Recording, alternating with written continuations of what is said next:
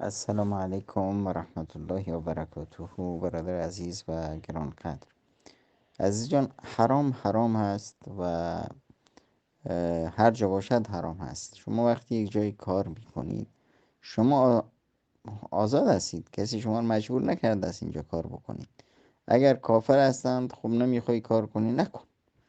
اگر نمیدونم به شما ظلم میکنند، خب کار نکن. اما ظلم اونها به شما این حق رو نمیده که شما دزدی بکنید.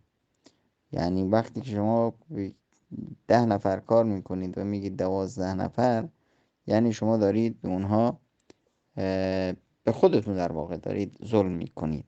به اونها ظلم نمیکنید، به خودتون ظلم میکنید، از اونها میدزدید. این دزدی است، این کلاهبرداری است، این خیانت هست، این نقض امانت هست. و این چه وقت میشه؟ همونطور که رسول اکرم صلی الله علیه وسلم فرمودند: لا ایمان لمن لا امانت له. وقتی که ایمان نباشه، اون وقت است که انسان خیانت میکنه. خیانت در نبود ایمان هست. خیلی از ما مسلمان هستیم، یعنی اینی که ما نماز میخونیم، روزه میگیریم، درس دین میخونیم، نمیدونم فلان میکنیم، اینا همه میتونه به خاطر مسلمان بودن باشه.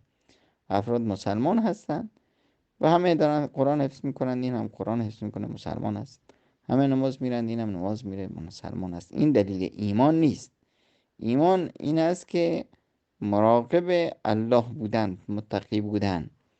دیگه اینی که به اصطلاح اونا به من ظلم کردن، پس در نتیجه من مالشان رو میدزدم، خب اونا به جهنم میرند. و یعنی این مثال این است که کسی بگه که اونا خودشان رو به جهنم میندازن، حالا که اونا انداختن منم خودم رو به جهنم میندازم.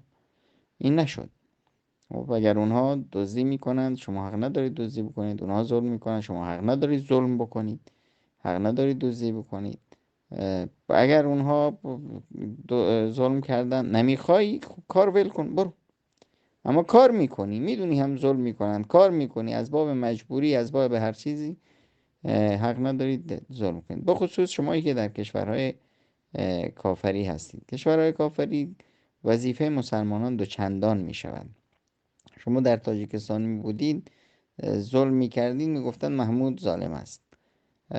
اما در کشورهای کفار وقتی شما یک کاری رو میکنید، شما فتنه بر دین میشید. میگن مسلمان ها دزد هستن، مسلمان ها دغل‌باز هستن، مسلمان ها دروغ میگن.